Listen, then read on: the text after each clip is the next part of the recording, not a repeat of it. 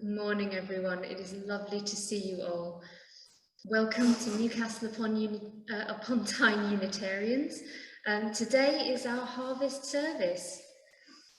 As ever, I'm going to start with a statement of our shared values. As I say every week, as Unitarians, we do not have shared beliefs. We have a very varied belief system, if you can call it a system, and we hold those very dear, but there are values that we hold in common. We welcome all who seek the meaning of life and who believe that human spirituality is wider than any one tradition and deeper than any one set of opinions. With a respect for our Christian origins, we seek to explore all truths from all sources. Our fellowship gives us strength and encouragement in daily living. So in case you don't know me, my name is Diana. I'm a member of the congregation here. And as I said, today is our annual harvest service. So I'd now like to hand over to Chris, who's very kindly agreed to lead us in worship today. Thank you, Chris. Thank you very much. And I'd like to echo those words. All are welcome here. Mind, body, spirits. Wherever you're from, wherever you've been, and indeed wherever you're going, you are most welcome. So just take a few moments to become comfortable and just to settle oneself, one's being, into this special sacred time that we have together.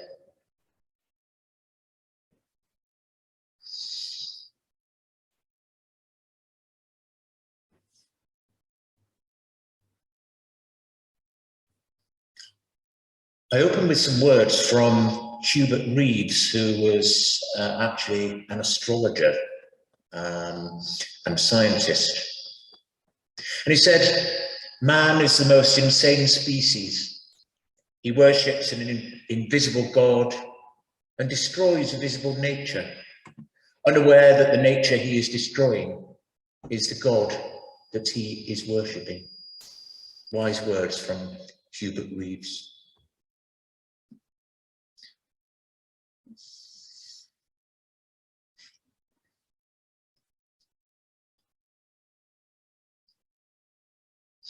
As is customary in this church, churches across the country and indeed around the world, we light our chalice, flaming chalice, that symbol that brings us all together.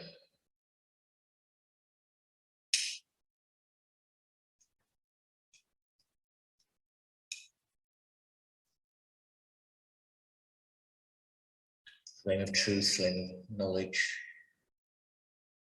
flame of reconciliation, flame of justice and freedom, whatever it means best to you. But we light our chalice as a symbol of gratitude, as we celebrate the abundance of our lives together. In this sanctuary, we harvest bushels of strength for one another and offer our crop with the hands of compassion and generosity. In the authentic and gentle manner of our connections, we cultivate a simple sweetness to brighten our spirits. May we be grateful for the way we nourish and uplift each other, for it is the sharing of this hallowed time together that sustains us. Sharing of hallowed time. Give me something now which I call a prayerful poem. I've got a few of these now. It's a poem, but it's also a prayer, and again, it's what you feel best as it is. It's written by a guy called Henry van Dyke, who lived 1852 to 1933. He's not much remembered or read now, but in his lifetime, he was a clergyman, an author, and a professor of English literature at Princeton University. I don't know how some people have the time to fit everything in like that. I certainly couldn't. Very, very inspiring man. And in his writings, Mother Earth Henry van Dyke pays tribute to planet Earth in decidedly Christian terms. The Earth is bounteous and beautiful because, for the poet, remembering the time that it was written, he thought just that the Lord made it that way.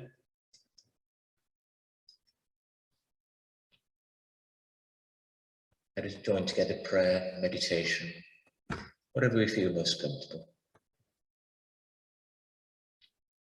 Mother of the All-High, strong poets and singers departed, mother of all the grass that weaves over their graves the glory of the field, mother of all the manifold forms of life, deep-bosomed, patient, impassive, silent brooder and nurse of lyrical joys and sorrows. Out of thee, yea, surely out of the fertile depth below thy breast, issued in some way, lying motionless, voiceless, all these songs of nature, rhythmical, passionate, yearning, coming in music from the earth, but not unto earth returning. Thus are the blood-red hearts that beat in time to these measures. Thou hast taken them back to thyself secretly, irresistibly, drawing the crimson currents of life down and down. Deep in thy bosom again, as a river is lost in the sand. But the souls of the singers have entered into the songs that revealed them. Passionate songs, immortal songs of joy and grief and love and longing, floating from heart to heart of thy children. Echo above thee, do they not utter thy heart?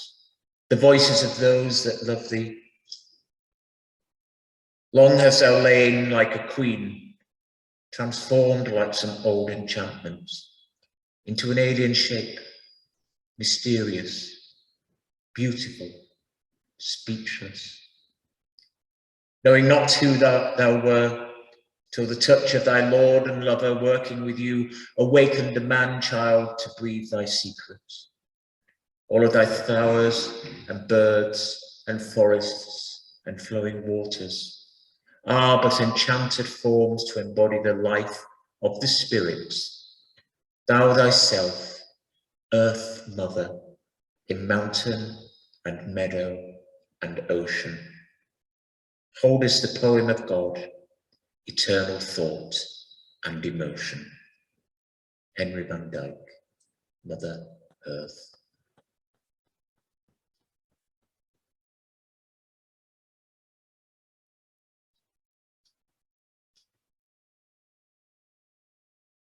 Just taking a moment because I find those words very lyrical and stirring. They're really quite wish use more of his writings. To give you all a break from my voice for a while, I'm going to ask our two readers to come up to the front. We have a reading from Genesis and one from Chief Seattle, who was a Native American chief quite a number of years ago. So thank you.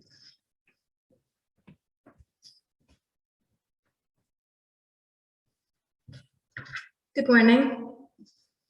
This reading from Genesis 1, 26 to 31.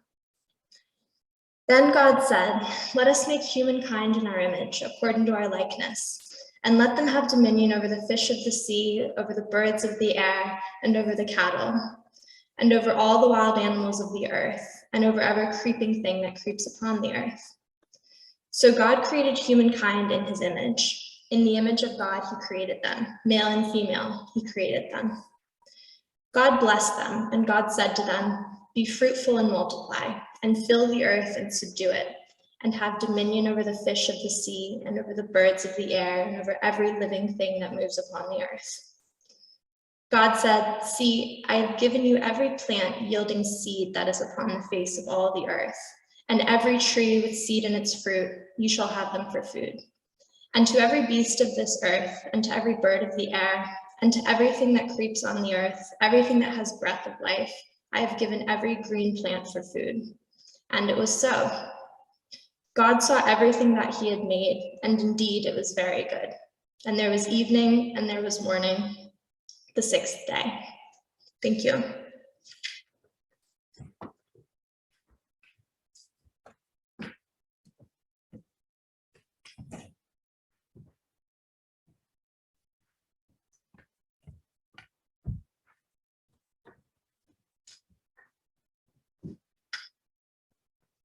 The reading comes from Teach Your Children, from the words of Chief Seattle. Teach your children what we have taught our children, that the earth is our mother. Whatever befalls the earth, befalls the sons and daughters of the earth. If men spit upon the ground, they spit upon themselves. This we know. The earth does not belong to us. We belong to the earth. This we know. All things are connected, like the blood which unites one family. All things are connected. Whatever befalls the earth, befalls the sons and the daughters of the earth. We did not weave the web of life. We are merely a strand on it. Whatever we do to the web, we do to ourselves. Thank you.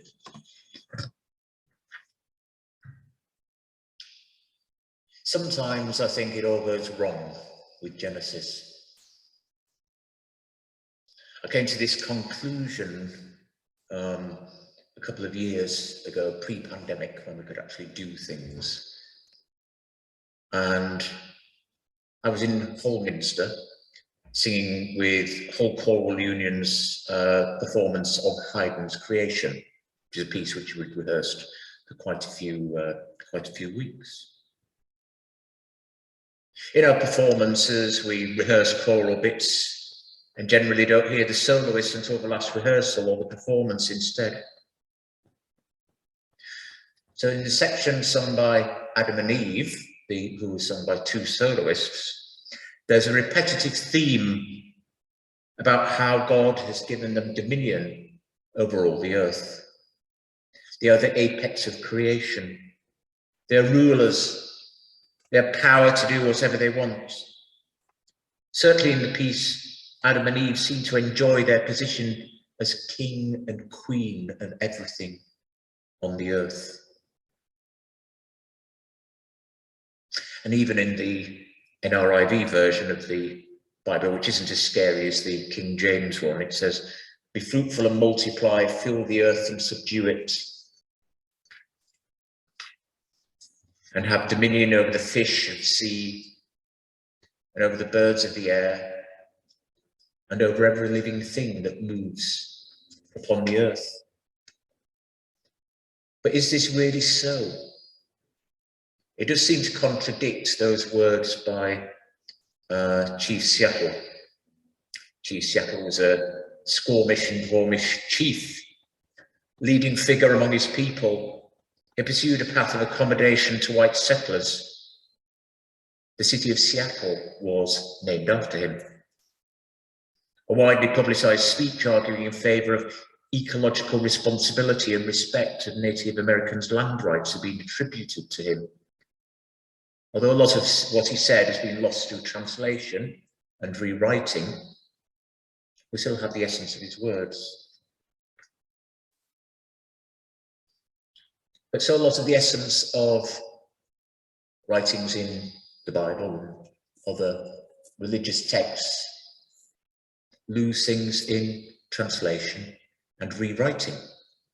I was having a little look at maybe how other faiths treat ecology. The Hindus believe the supreme being Brahman created the world, which makes it sacred. They believe Brahman is in everything, so doing harm to the world harms God. This means they need to extend this with the principle of ahimsa, which means non-harm to other living creatures. So many Hindus are vegetarian or vegan, perhaps having less of an impact on the environment than raising animals and killing them for meat. Many Sikhs believe that God created the world and is still present in it and motivates them to care for the planet. And they believe that it's a very important part of their lives, being in service, how they live their lives and stewardship of the planet. Christians, Jews, and Muslims, many colours and different denominations, believe that God made human beings stewards of the earth, and there's a difference really here. Instructing Adam and Eve to be stewards of the earth changes the context a little bit in that story in Genesis. God gives them dominion, but this does not mean absolute power. This doesn't mean the power to abuse the earth. This doesn't mean the power to abuse animals, to rape the planet of its resources, to treat animals and plants as mere commodities that we therefore consume. And a lot of this is down to, again, rewriting, translation, but also how we interpret things.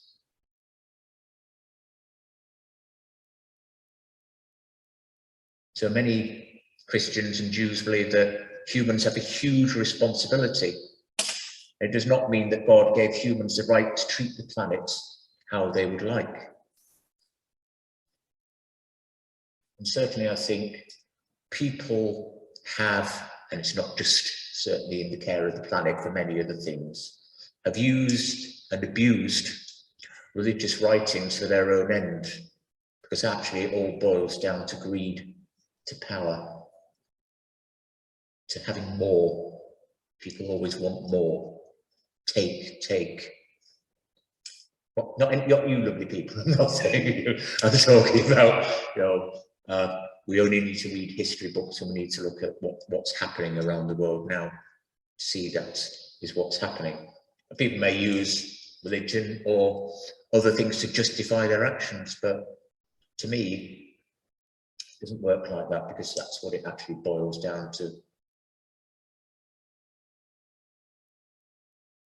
The Muslims go even further and believe that they've got a duty of guardianship, and some believe that there'll be a day of judgment, etc., and that if they abuse the planet, that they'll actually be judged on that.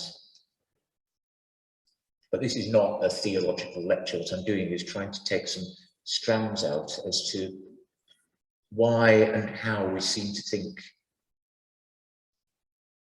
we are above everything else in nature.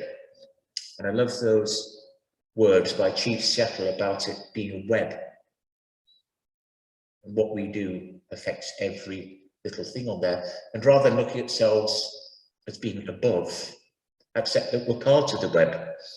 Some of you may or may not know that although you see yourself in the mirror in the morning, if you can be bothered to look in the mirror, you think, well, that's just me, but there are actually lots and lots and lots of microbes and organisms and things actually living on your body in symbiosis with your body. So we're not just this thing, this power over everything, because without those things, without all those things that actually live on us, scary though it sounds, see it under a microscope, we'd all die, actually. Help protect us from diseases, etc., etc. So we're not in charge as much as we actually like. So why am I saying this? I was having a look. Every year in the UK, 18 million tonnes of food ends up in landfill. 18 million tonnes. Around a third is from producers in the supply chain, a third is from retailers, and a third is from consumers. Would anybody like to guess? You can throw it at me if you want, just a little bit of interaction. What the overall cost of all this food is that's thrown away? Millions.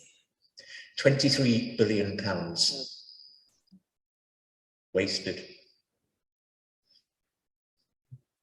We buy more than we need, and we actually automatically throw away a fifth of the food that we buy.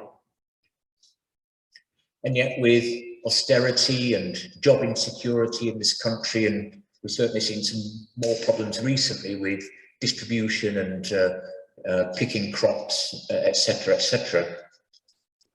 Many people go hungry in this country, and it certainly isn't because there isn't enough food.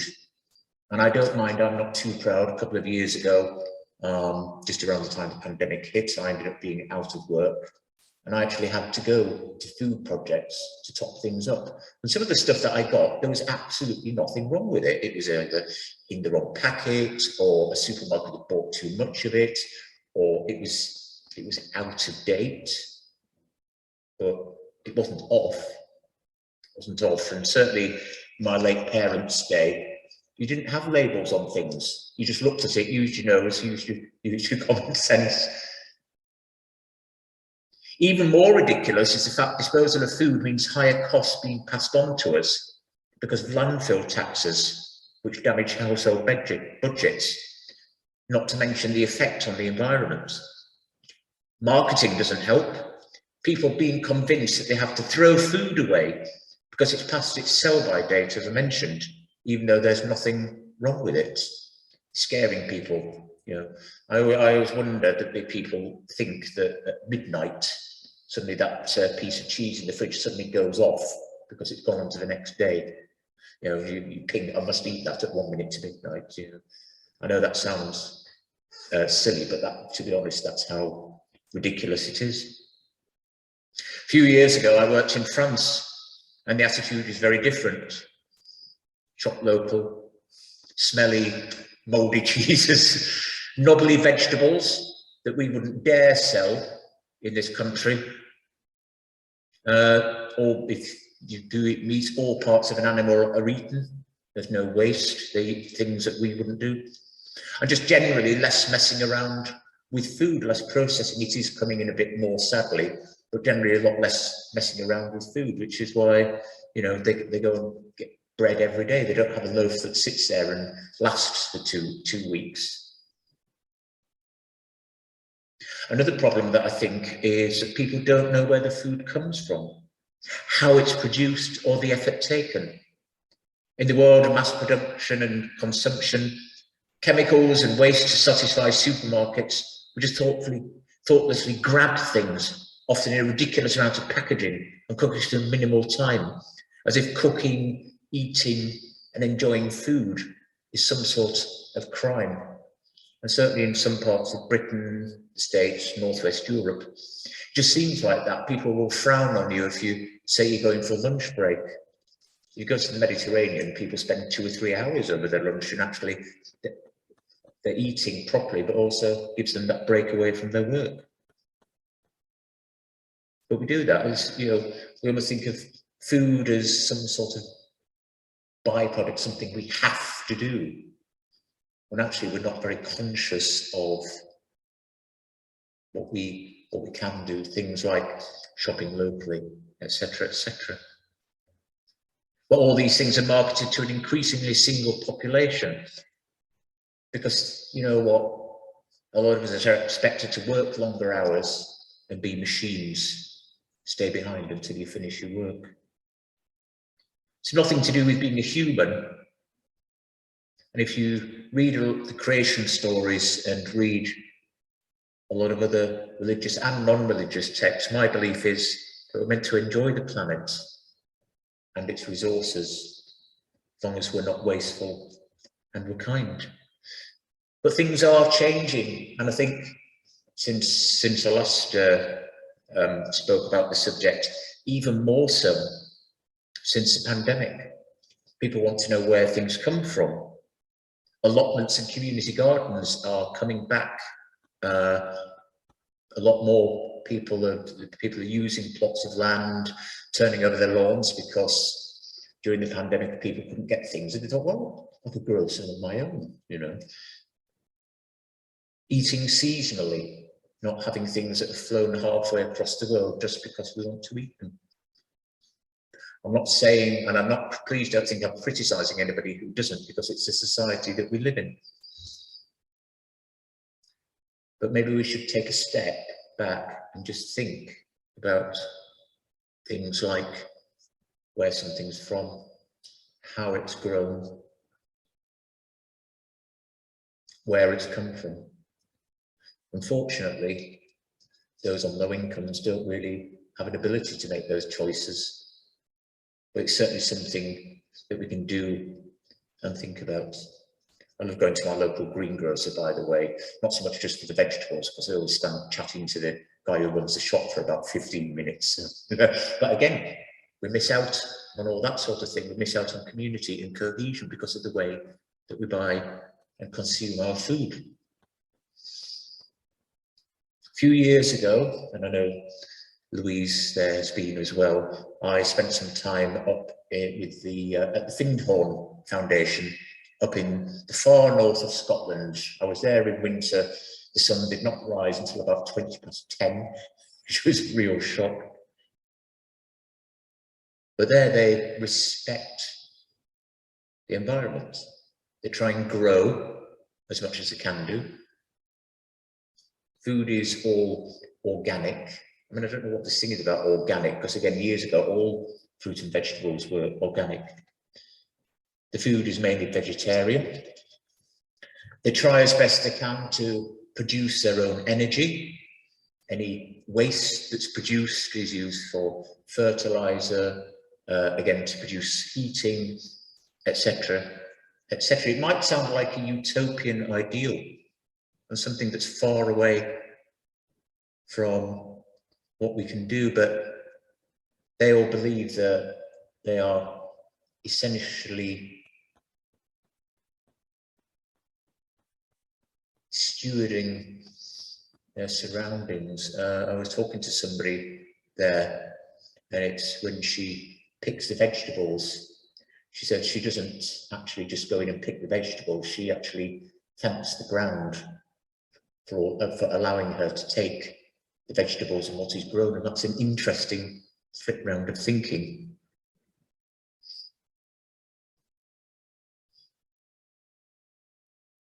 And even the power structures in Findhorn are different, by the way. After a certain length of time, no matter how good you are at your job, you have to give the role to somebody else. And everyone, whatever they do, is more or less paid the same. Something to be said for how we divvy up power and how we treat plants, animals, and the environment, and how we treat each other. Because I think how we treat our world and how we treat particularly consumption, the food that we have, is about choices, difficult choices, but it has bigger implications. Because if we can't treat the planet well, how do we treat each other well? If everything is just factory farmed, and that's plants as well as animals, how can we really give regard to humans, to the people who actually go and pick the things? Are they just workers, or are they part of the planet? Are they stewards too? And this idea of this web really intrigues me, because nothing is in isolation. We're all part of it.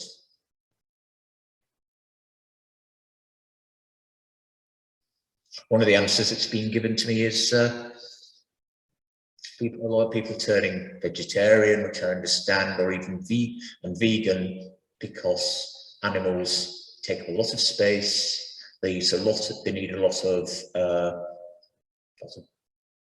of food, basically. So a lot of food is grown for animals, etc., etc. But even then, it's complicated. It's not just the answer. Plant-based milk, for example, in California, they're tearing up biodiverse citrus groves to plant almonds, which are extremely water thirsty in an already dry state. It's actually been in parts of California, been a state of drought for a number of years now. And I didn't know it takes 5 litres of water to produce 1 almond. 5 litres. And 80% of the world's production is concentrated in a small area.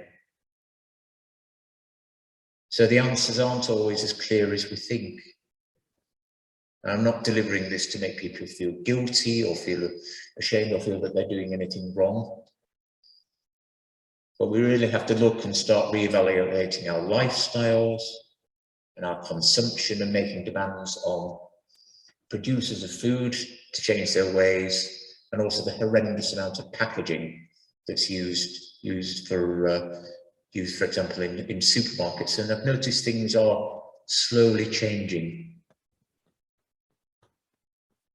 So, do we have dominion over the earth? Or are we stewards of the earth? Are we in charge, or do we need to look at what ways we can to be part of that web, that intricate web where we think about every living thing on the planet and its resources? And today, the beautiful start, a reminder what we can do to provide for those who may be less fortunate, for ourselves, giving and sharing. And that's really will start our journey to not have dominion over the earth, but actually start to be stewards of the earth, even if it's only one small change that we actually have to make to our lifestyles. It really will make a difference.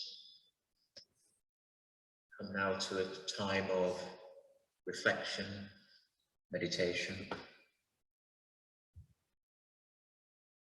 The table is laid, the sanctuary is here and open. We're going to share some candles of joys and concerns. You can come up and light a candle, say a few words, just light a candle, or you might just want to stay where you are. Choice is yours. But the sanctuary is open. We're going to share, then we're going to listen to a piece of music and finish it with a prayer, which actually is one of the songs in the book, but it works really well as a prayer. So in your own time, as you feel able, come, let us share together our joys, concerns, things that are on our hearts and our minds.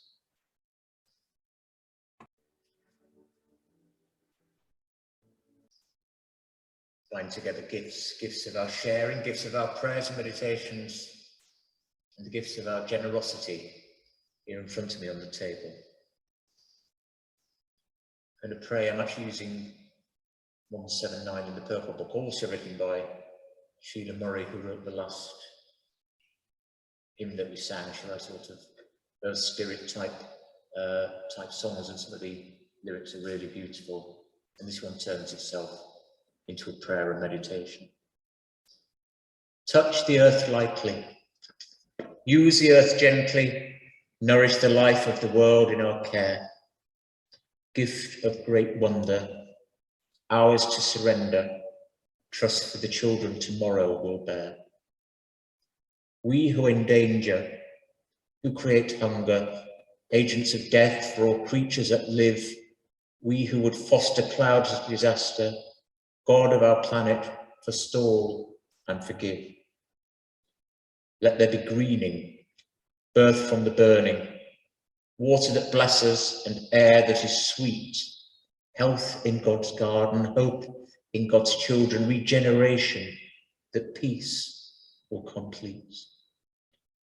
God of all living, God of all loving, God of the seedling, the snow and the sun, teach us, deflect us. Christ, reconnect us, using us gently and making us one. Amen. Blessed be.